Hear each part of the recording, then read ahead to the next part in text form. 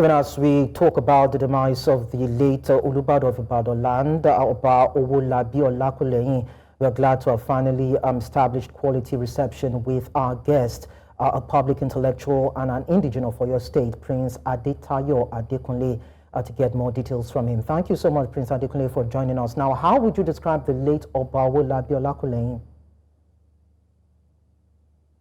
Oba Owolabi Olakulehin was a man of many parts. He served Nigeria dutifully in the armed forces as a soldier. He was elected into the House of Representatives in 1992, and he was also involved in businesses before he joined the Olubadan chieftaincy ladder through the Balogun line of the Olubadan of Ibadan chieftaincy.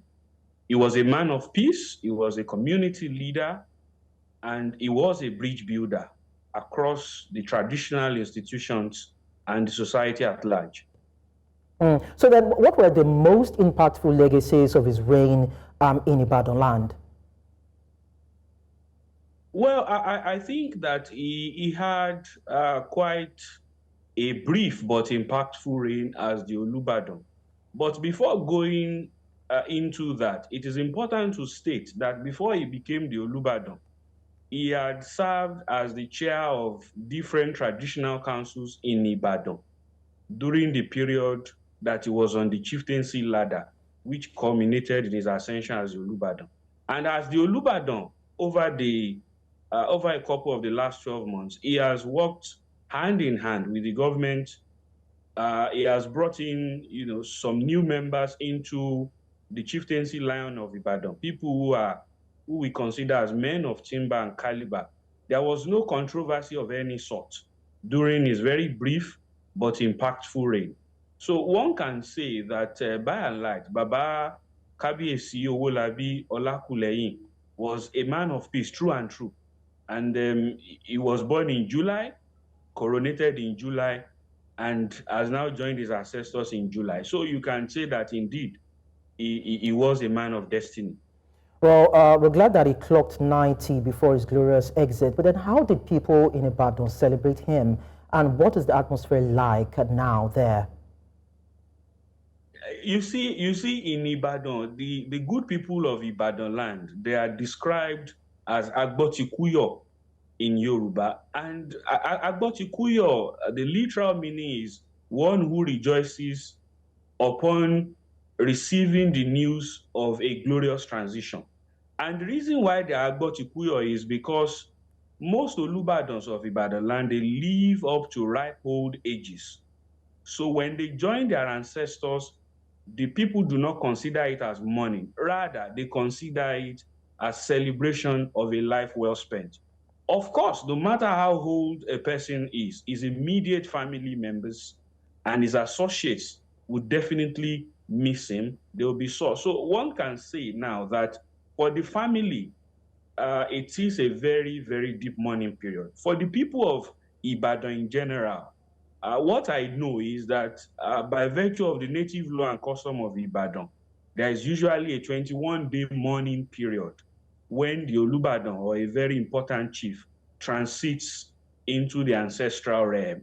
So we can say that in many parts of Ibadan now is mourning, but because the next in line is also known, you can also say partially that there is celebration in a miniature part of the city, in line with that time-tested maxim of Agbotikuyo, which I explained earlier. Having said that, we hear that former Òyó State Governor Rashidi Ladoja is next in line to ascend the ancient Olubadan throne. Well, he's actually 80 years old. How true is that? Yes, it's important to state that the ascension to the Olubadan of Ibadanland alternates between the Balogun chieftaincy line and the Otun chieftaincy line. This is because the Ibadan monarchy is a republican system. It's a very unique republican system in Yorubaland, because the founders of the third Ibadan, having learned from some of the issues that led to the decline of the old Oyo Empire, developed somewhat of a republican system. So it is not a ruling house chieftaincy. It's a republican chieftaincy that alternates from Balogun to Otun. The immediate past Olubadan now, Baba Oba Owolabi Olakulehin, was the Balogun of Ibadanland before he ascended the throne as Olubadan. Now the throne will go to the Otun line, headed by the highly respected former distinguished senator, former governor of Òyó State, and fellow of the Nigerian Society of Engineers, Chief Rashidi Adewolu. Perhaps I need to add that on the Balogun line, there are 23 steps. You have to climb 23 steps of the ladder before you get to the zenith. And on the Otun line, it is 22 steps. So indeed, Chief Rashid Adewolu, Oba Rashidi Adewolu Akamuladoja, is the putative Olubadan, or if you like, the Olubadan designate as of today, the 7th day of July 2025. Well, thanks for the clarification. Now, I stand to be corrected, but why is it that a much younger person has never been coronated for the throne?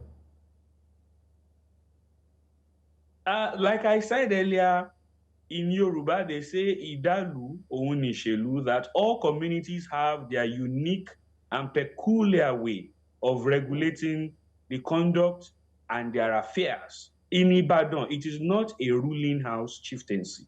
It's a Republican chieftaincy. For you to be Olubadan, you must first be appointed as the Mogaji or the head of your family. Now, when you become the Mogaji or the head of your family, and there is a vacancy such as we have now, you join either of the two lines, the Balogun or Otun line, as Jagun Balogun on the Balogun line or Jagun Olubadan on the Otun Olubadan line. Now, you go through that process of promotion and elevation upon the demise of chiefs who are your senior in the pecking order. Now, if you take all of it together, there are about 45 steps. So even if you put a 30-year-old Mogaji, you appoint a 30-year-old Mogaji as Jagun, and he has to climb all of those steps, literally and figuratively speaking. Now, you know, as I do, that it will take a very, very long time. And that's why before you become the Olubadan, you would have been the chairman of any of the 11 traditional councils in Ibadanland, because as a chief of the Olubadan on either the Balogun or the Otun line, you are already an Oba in waiting.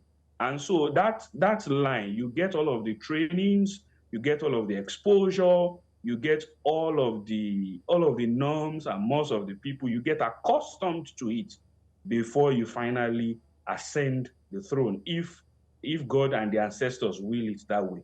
So that's why it's practically impossible for you to have a 50 or 60-year-old as Olubadan. Interestingly, it has been reported that, in fact, the youngest person who ascended the throne, if I'm not mistaken, that's Olubadan Okonla, did not even reign long, even though he ascended at a relatively young age. Okay. Now, for the next king of Ibadanland, how can the memories of the late Oba Olakulehin be preserved? Well, immortalization can happen through various means. Immortalization can happen when you carry on with the legacies of your predecessor. For the Olubadan designate, is probably the most experienced and the most qualified person that would ascend the throne of a paramount ruler in Yorubaland.